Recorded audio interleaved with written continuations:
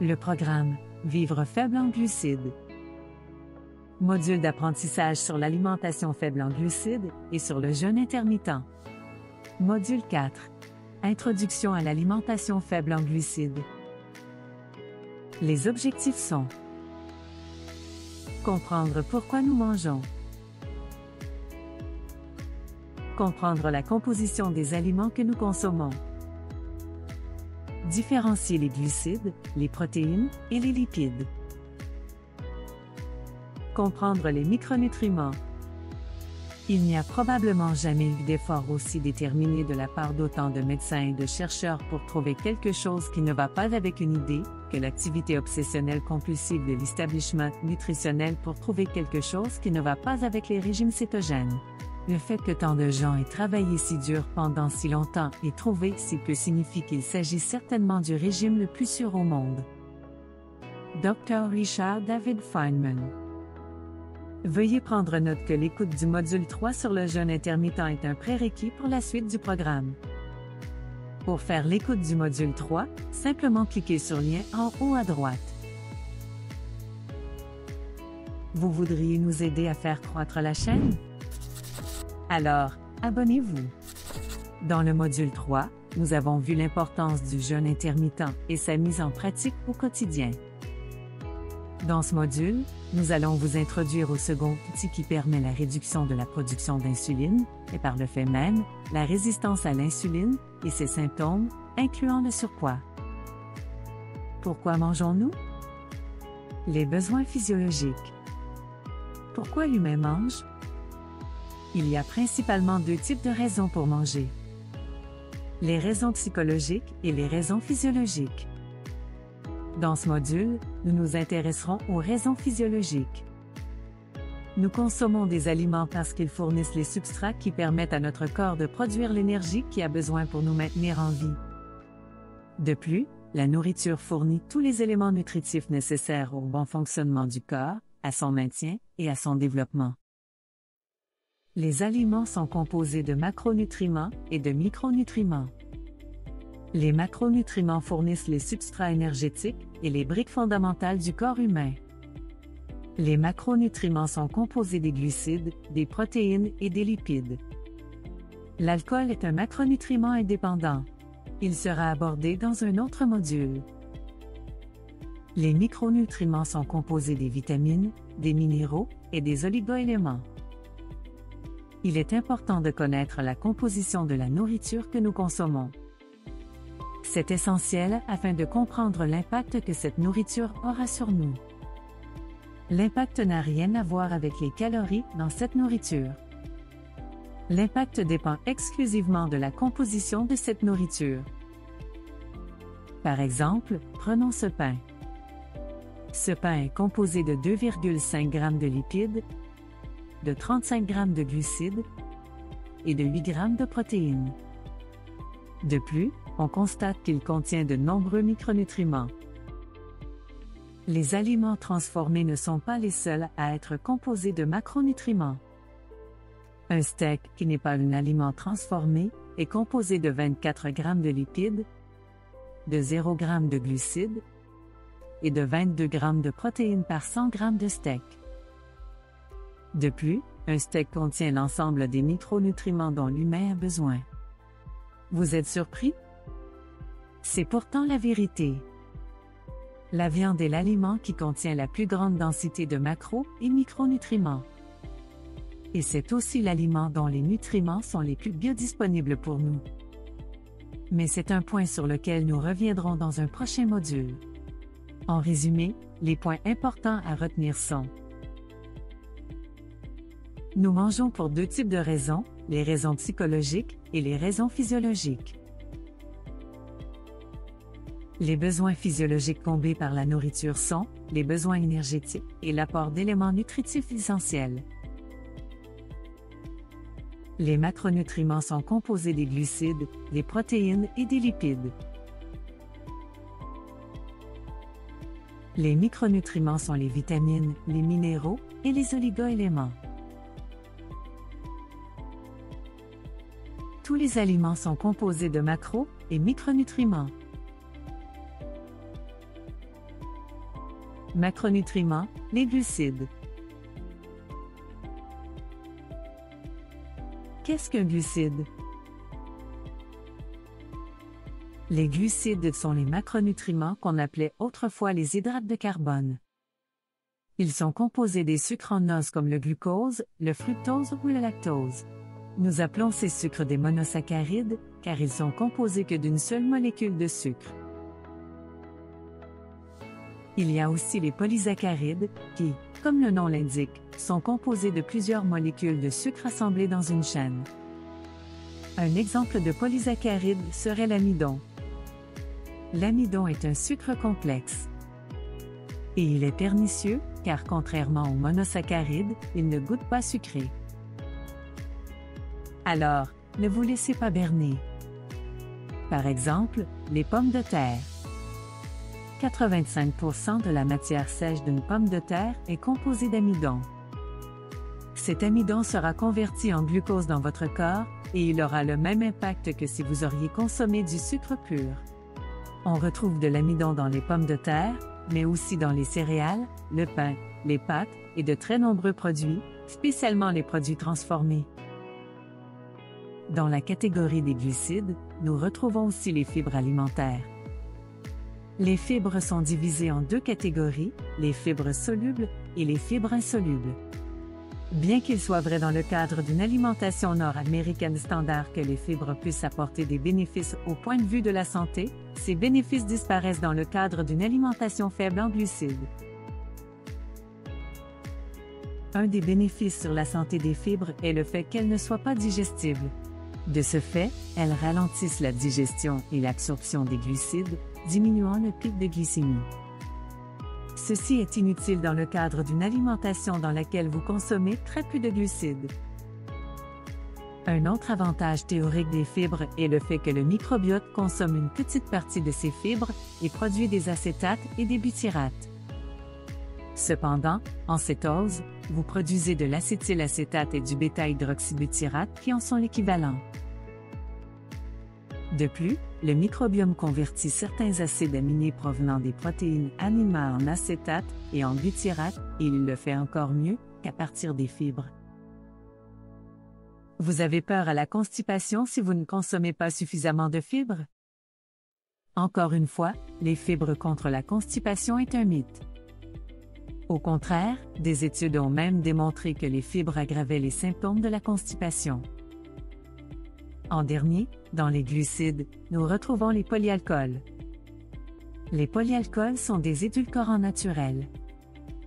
Ils sont peu ou pas du tout digérés, alors leur consommation a peu ou pas d'incidence sur la glycémie. Mais attention, certains peuvent provoquer des problèmes gastriques si consommés en trop grande quantité. Un point très important à retenir ici. Il n'existe aucun glucide essentiel pour l'être humain. Un nutriment essentiel est un nutriment que le corps ne peut produire lui-même et qui doit donc être fourni par l'alimentation. Il existe des acides aminés essentiels, il y a des lipides essentiels, mais aucun glucide essentiel, incluant les fibres. Certaines personnes vous diront que le glucose est essentiel au corps humain. Bien qu'il soit vrai que certains organes ont besoin obligatoirement de glucose, il n'est pas obligatoire d'en manger. C'est le rôle du foie de produire du glucose et il le fait très bien. Les glucides, à l'exception des fibres, seront majoritairement convertis en glucose dans le corps humain. Le glucose est un des deux substrats énergétiques du corps. C'est-à-dire qu'il peut servir à produire l'ATP qui est l'énergie du corps. L'excédent de glucose sera converti en gras et stocké. Petit complément d'information qui n'est pas obligatoire de comprendre. L'énergie du corps, ce ne sont pas les calories, c'est une molécule qu'on appelle ATP. Une future vidéo optionnelle en parlera plus en détail pour ceux qui sont intéressés. Cependant, il est intéressant de savoir qu'une molécule de glucose sera convertie en 2 ATP et en 2 molécules de pyruvate lors de la glycolyse, et que ces molécules de pyruvate seront ensuite converties en 30 ATP lors du cycle de Krebs.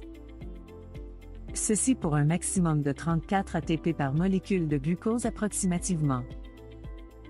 La seule chose à retenir est qu'un glucose produit 34 ATP. Ainsi, nous pourrons comparer cette quantité à celle produite par les lipides un peu plus tard. En résumé, les points importants à retenir sont: tous les sucres comme le lactose, le fructose et le glucose sont des glucides. L'amidon est un sucre qui ne goûte pas sucré. Les fibres sont des glucides que nous ne digérons pas. Dans le cadre d'une alimentation faible en glucides, les fibres ne sont pas importantes. Les polyalcools sont aussi des glucides. Il n'existe aucun glucide essentiel pour l'être humain. Macronutriments, les protéines. Quelles sont les protéines? Comme nous l'avons vu dans le précédent module, les protéines sont des grosses molécules. Les protéines sont les briques du vivant. Elles sont composées d'acides aminés. Il y a 20 acides aminés qui composent les protéines. 9 sont essentiels pour les adultes, 11 chez les enfants, et 11 ne sont pas essentiels. Essentiel signifie que le corps ne peut pas les fabriquer, qu'elles doivent provenir de l'alimentation. Nous retrouvons des protéines dans tous les produits de source animale tels que la viande, les œufs, le fromage, etc. Chacun de ces produits contient tous les acides aminés essentiels. Nous retrouvons aussi des protéines dans les végétaux, mais en moins grande quantité. Leur biodisponibilité, qui est notre capacité à les utiliser, varie beaucoup d'une source à l'autre, mais est inférieure à celle des acides aminés des produits de source animale.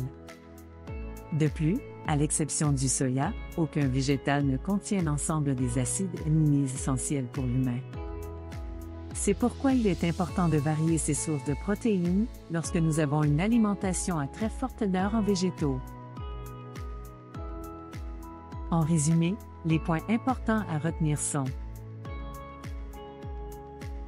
les protéines sont les briques du vivant.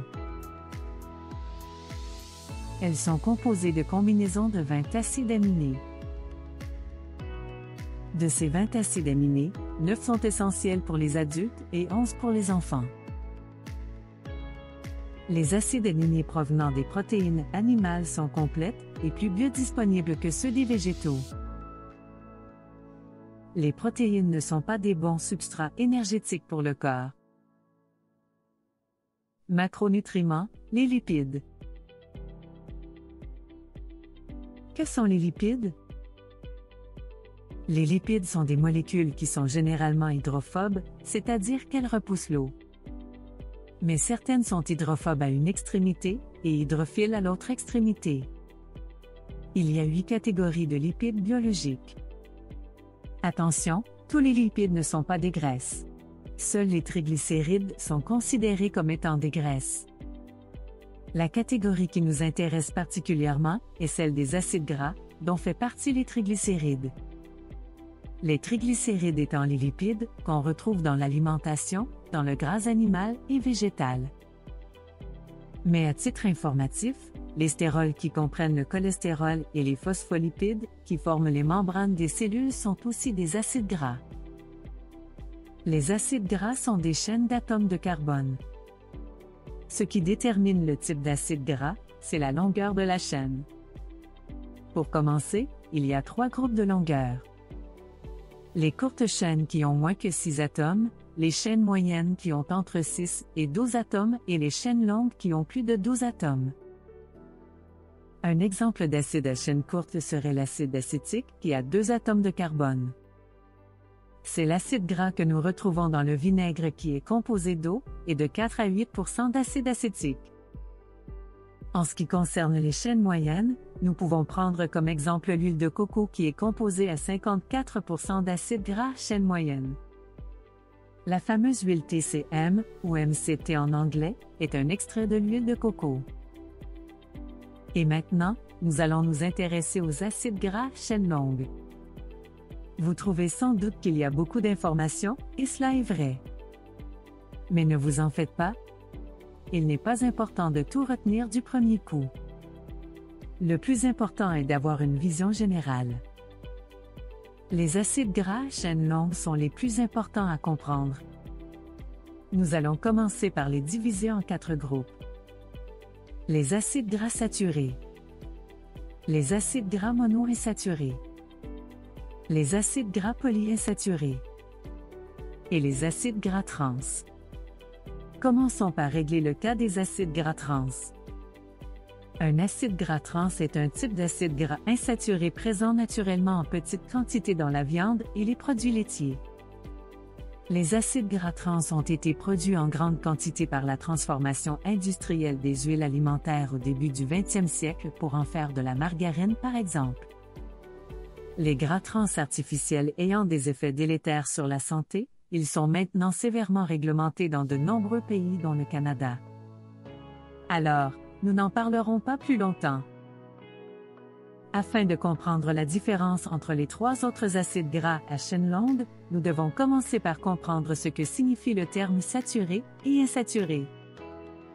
Regardons la première chaîne haut en bleu. C'est une chaîne d'acides gras saturés.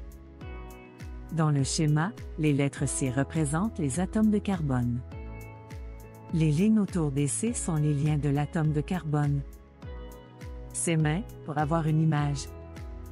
Les mains des atomes doivent toujours être occupées. Alors, s'il manque un atome d'hydrogène, représenté par la lettre H, la main qui n'a pas de H à tenir ira tenir le C à côté de lui, comme dans le second schéma, au centre, en jaune. Nous appelons ce type de liaison une double liaison. Et comme il manque au moins un atome d'hydrogène, nous disons que la chaîne n'est pas saturée en hydrogène. Elle est donc insaturée. S'il n'y a qu'une seule double liaison, la chaîne est une monoinsaturée, et s'il y a plusieurs doubles liaisons, on dit que la chaîne est polyinsaturée comme dans le schéma en bas, en vert. Les acides gras saturés sont solides à la température de la pièce. Tous les gras de source animale, comme le gras de la viande ou le beurre, sont saturés. L'huile de coco est aussi un gras saturé. L'huile d'olive et l'huile d'avocat sont des exemples d'huile monoinsaturée. Le gras de porc aussi contient beaucoup de gras monoinsaturés. En ce qui concerne les polyinsaturés, nous les retrouvons principalement dans le gras de poisson et dans les noix. La viande en contient aussi un peu. Une dernière notion concernant les acides gras insaturés concerne le terme oméga. Les huiles polyinsaturées sont classées selon la position de la première double liaison sur la chaîne de carbone. Par exemple, si la première double liaison est située au 3e atome, c'est un oméga 3. Bien que nous parlions de gras saturés, monoinsaturés ou polyinsaturés, il faut comprendre qu'aucun gras n'est pur. Tous les gras naturels sont des assemblages de différents acides gras. Par exemple, le beurre est un assemblage de tous ces acides gras, incluant majoritairement des gras saturés, mais aussi des mono- et polyinsaturés. Les seuls gras essentiels pour l'être humain sont les gras polyinsaturés de type oméga 3 et oméga 6. Il s'agit de l'acide alpha-linolénique, un oméga 3 et de l'acide linoléique, un oméga 6. Donc, il est essentiel de consommer des ALA, l'acide alpha-linoléique. Et les ALA seront par la suite convertis en acide eicosapentaénoïque que l'on nomme EPA, qui deviendra aussi des DHA. Très souvent, lorsqu'on fait la promotion des oméga 3, on parle de l'apport en oméga 3 des graines, des noix et de certaines huiles végétales. Mais le problème est le suivant, les huiles végétales ne contiennent pas de EPA et de DHA qu'on ne retrouve que dans le règne animal. Les personnes qui tentent de vous vendre ces oméga 3 de source végétale vous diront que le corps va effectuer les conversions énumérées précédemment. Ce qu'ils ne vous disent pas, c'est que ce processus nécessite de nombreuses étapes enzymatiques, qu'il est inefficace et qu'il se limite de lui-même. Plus les acides gras oméga 3 végétaux sont apportés longtemps, plus ils inhibent les mêmes enzymes censées les transformer. En d'autres termes, non seulement le processus est inefficace, mais son inefficacité croît avec le temps. Notre corps a besoin d'acides gras oméga 3 pour d'innombrables processus et, naturellement, les sources végétales ne sont pas la voie à suivre. Les lipides sont le second substrat énergétique du corps humain. Comme nous l'avons vu dans la section sur les glucides, l'énergie du corps est l'ATP. Les acides gras peuvent être utilisés directement pour produire de l'ATP. Ceci est un point important. Il n'est pas nécessaire d'être en cétose pour brûler des lipides. Ce processus se fait en deux étapes qui s'appellent la lipolyse et la bêta-oxydation. Complément d'information. Tout comme le processus de la glycolyse produit de l'acétyl-CoA, le processus final de la bêta-oxydation produira aussi de l'acétyl-CoA. L'acétyl-CoA va ensuite entrer dans le cycle de Krebs afin de produire de l'ATP. En ce qui concerne le glucose, toutes les molécules de glucose sont identiques, alors, elles produisent toujours la même quantité d'ATP sous les mêmes conditions. Ce n'est pas le cas avec les molécules d'acides gras. La quantité d'ATP produite par une molécule d'acide gras dépend nécessairement de la longueur de la molécule. Par exemple, si nous prenons l'acide palmitique qui possède 16 atomes de carbone, une molécule produira 106 ATP. L'acide palmitique est un gras saturé très commun qu'on retrouve dans le gras animal et humain. Tandis que l'acide stéarique, un autre gras saturé très commun, produira 120 ATP.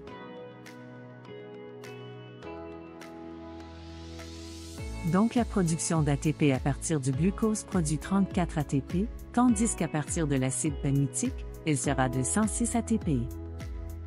Voilà pourquoi nous disons que la densité énergétique des lipides est beaucoup plus grande que celle du glucose. Et voilà pourquoi l'évolution a voulu que nous stockions l'énergie sous forme de lipides. Et surtout, voilà pourquoi notre principale source d'énergie doit être les lipides. Car nous ne pourrions pas fournir toute l'énergie nécessaire à notre cerveau très énergivore à partir exclusivement des glucides sans manger constamment comme le font les gorilles.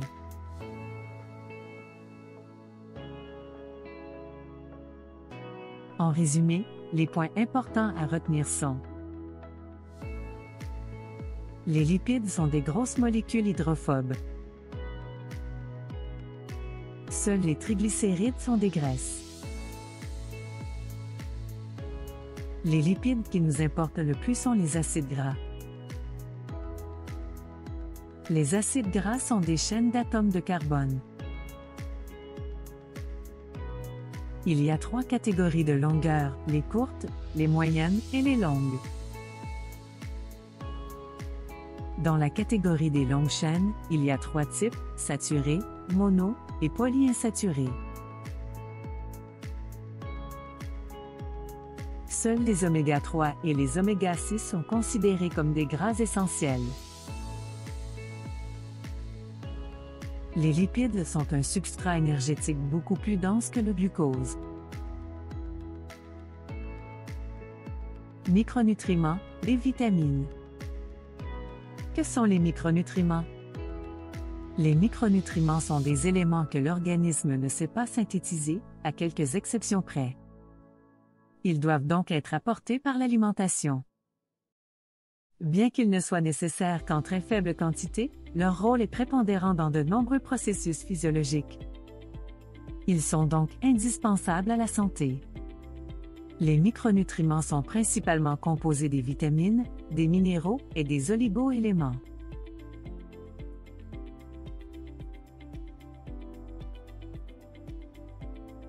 Une vitamine est une substance organique, nécessaire en faible quantité, au métabolisme d'un organisme vivant, qui ne peut être synthétisée en quantité suffisante par cet organisme.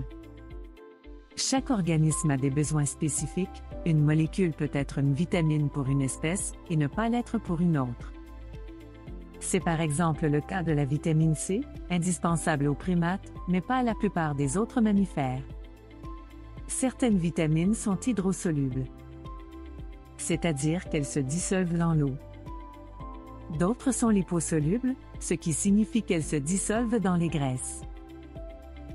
Dans la catégorie des vitamines hydrosolubles, nous retrouvons les vitamines B1, B2, B3, B5, B6, B8, B9, B12, la vitamine C et la vitamine U. Dans la catégorie des vitamines liposolubles, nous retrouvons les vitamines A, E, D et K. Les vitamines ont différents rôles dans le corps humain. Elles peuvent agir à titre de transporteur, de cofacteur de réaction, de messager, etc. Lorsque nous parlons de vitamines, les gens ont tendance à voir ceci. Des fruits, des légumes, de la couleur. Malheureusement, c'est un mythe. Voici ce que vous devriez voir quand nous parlons d'aliments contenant les vitamines et minéraux nécessaires à l'être humain. Comparons 100 g de bleuet, 100 g de kale, 100 g de bœuf et 100 g de foie de bœuf. Comme vous pouvez le constater, ce n'est pas dans les bleuets que nous retrouvons le plus grand ratio de vitamines et minéraux, mais bien dans le foie de bœuf. Tandis que le bœuf arrive en deuxième. C'est effectivement dans la viande et les abats que nous retrouvons la plus grande densité en macro- et micronutriments et surtout, dont la biodisponibilité est la plus grande. En résumé, les points importants à retenir sont: les micronutriments sont composés des vitamines, minéraux et oligo-éléments. Il y a des vitamines hydrosolubles et liposolubles. Les rôles des vitamines sont très variés. La viande et les abats possèdent la plus grande densité en vitamines. Micronutriments, les minéraux. Dans ce dernier segment, nous allons aborder les minéraux ainsi que les oligo-éléments. Les principaux minéraux sont le sodium, le potassium, le calcium, le magnésium et le phosphore. Les minéraux sont très souvent des coenzymes, ce qui signifie que de nombreuses enzymes ne peuvent pas fonctionner sans la présence de ces minéraux. Le rôle des minéraux est donc vital. Appelés oligo-éléments, car ils sont à l'état de trace dans l'organisme, ces micronutriments peuvent être des éléments constitutifs des tissus et intervenir dans l'activité des enzymes et des hormones. Les principaux oligo-éléments sont le fer, l'iode, le cuivre, le fluor, le chlore, le zinc, le cobalt, le sélénium, le manganèse. Les quantités nécessaires varient d'un oligo-élément à l'autre, cependant, les quantités sont très faibles. Certains peuvent avoir des effets très néfastes lorsqu'il y a carence ou excès. En résumé, les points importants à retenir sont: les minéraux sont des nutriments essentiels. Les oligo-éléments sont des nutriments qu'on retrouve en quantité très faible dans le corps. C'est maintenant la fin du module 4. Maintenant que vous connaissez les différents termes associés aux différentes composantes de l'alimentation, nous serons en mesure de poursuivre la formation et d'expliquer comment vous pouvez adopter ce mode d'alimentation. C'est ce que nous verrons dans le module 5.